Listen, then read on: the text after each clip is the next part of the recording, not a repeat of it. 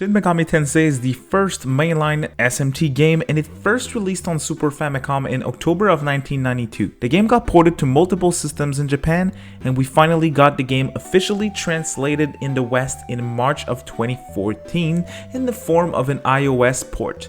This port, to this day, is still the only official way to play SMT1 in English in the West. A ROM hacking group who goes by the name of Eon Genesis did put in the work and released a fan translation of the Super Famicom version in 2002. They added a ton of features and fixed a ton of bugs recently, so I highly suggest checking out their latest version. Today, I am reviewing this particular version that I played for the first time in 2021. Whenever I review or talk about one game in particular, I normally always start with the story, but for this one, I'll start with the gameplay. I'm sure that a lot of you jumped into this video curious to hear my thoughts on SMT1, and of course you'll hear that today.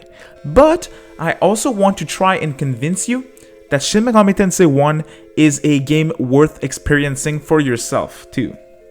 The first thing that hit me right when I started the game is how the gameplay aged like fine wine. The graphics still holds up, being in a beautiful pixel style. The world feels alive, with citizens roaming in the streets, in restaurants, or even in malls. You can talk to people around town and they actually say interesting things in regards to what's happening in the world around them. The reason why I felt the need to mention that is if you go back to some old RPGs of the Super Famicom / Super Nintendo era, you get games like Dragon Quest, for example, where the random town NPCs are saying generic stuff that, to be honest, doesn't add anything to your playthrough. And that's nothing against Dragon Quest in particular.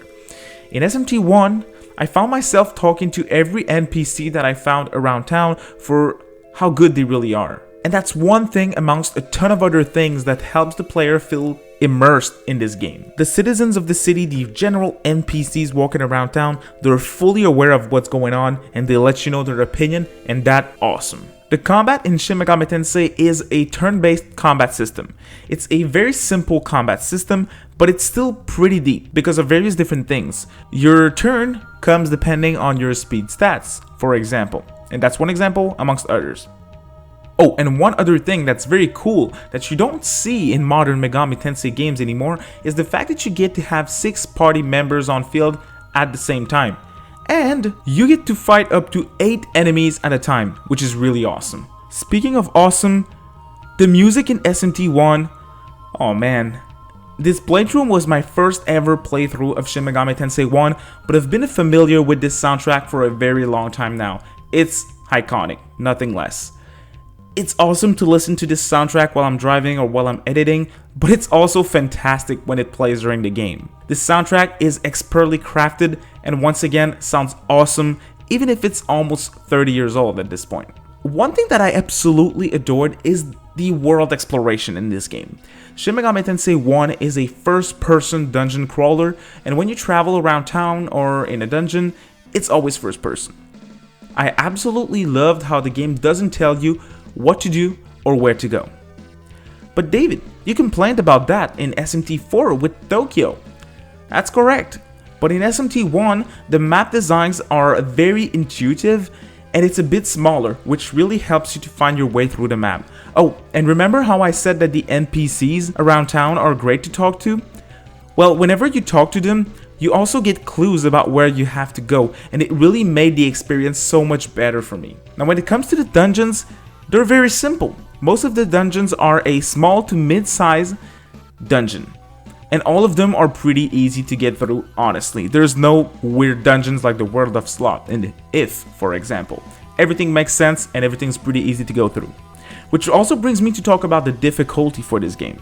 Unlike what you may think, SMT1 is a fairly easy game. If you're well equipped and if your stats are well placed, you can auto battle through most of the enemy encounters.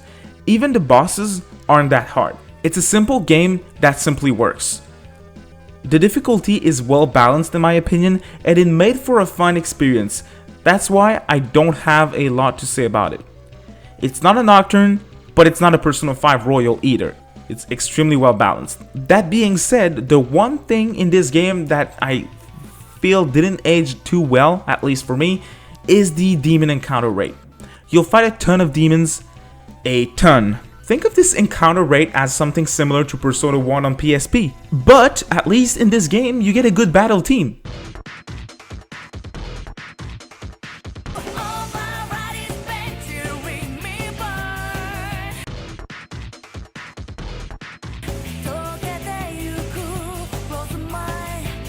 Other than that, it's super cool to negotiate with demons as always. It's very clear that the negotiation system that we all know and love now was very recent at the time of release.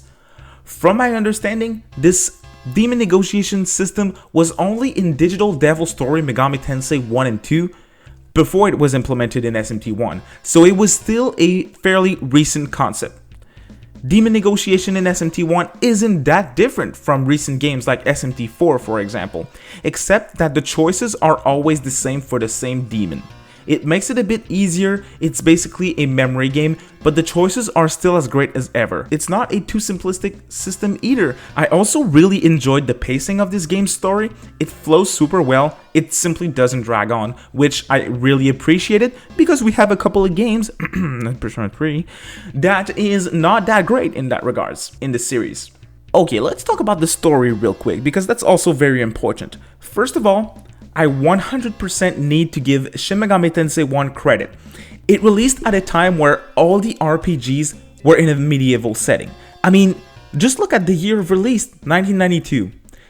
Dragon Quest V, Final Fantasy V, Romancing Saga, Arcana, Fire Emblem Gaiden, and the list goes on.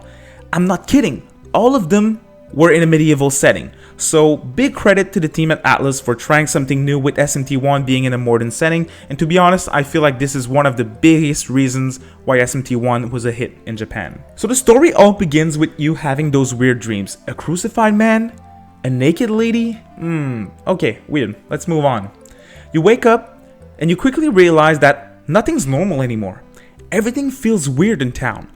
Police are barricading the city, people are dying, others are missing.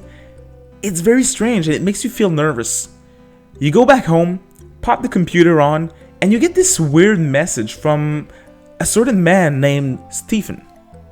Soon enough, you discover that demons are invading Tokyo too. Americans are coming to Japan to bring help, or should I say, to strongly keep an eye on the population. And inside Japan, a military force led by a politician named Goto tries to stop the Americans. As you progress through the story, you get new party members.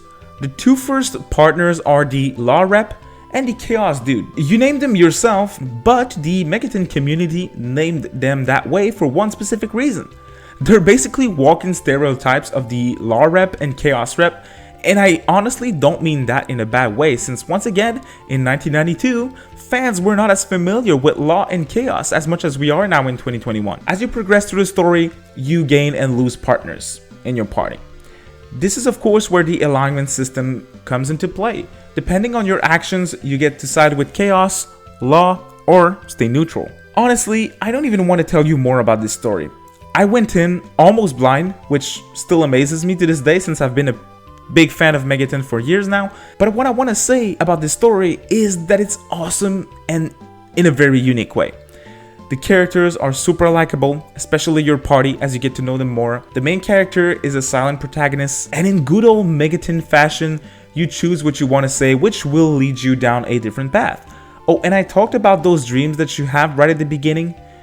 They're super unclear at first, you have no clue what they mean or even what they are, but as you progress through the story, you understand more and more what they were, and that really makes you anticipate what's coming next as the player. One thing that I freaking love from this game is how it explains some of the lore. I keep hearing a ton of people saying that you don't have to play SMT1 to enjoy the other games in the series, and of course, they're correct by saying that. But I do think that you would benefit from playing 1 at some point still, because it explains a ton of the lore of Megaton. that you normally wouldn't understand, except if you're someone like me and you go out of your way to read a ton of Megami Tensei wiki on the net. Just a quick example of how Shin Megami Tensei 1 explains the lore of Megami Tensei to the player is this one dude, this one NPC in Shinjuku. He clearly explains to you what Lucifer used to be and where he comes from. It's just so awesome to see as a longtime fan, and I'm sure that this is something you would appreciate if you're new to the series. Overall, I have to say that Shin Megami Tensei 1 was a ton of fun to play in 2021 for a first timer. If you're not familiar with Shin Megami Tensei in general, I highly recommend it. If you're a fan of those good old classic RPGs, you're at the right place. Please give this game a shot. There's a Game Boy Advance version that's translated.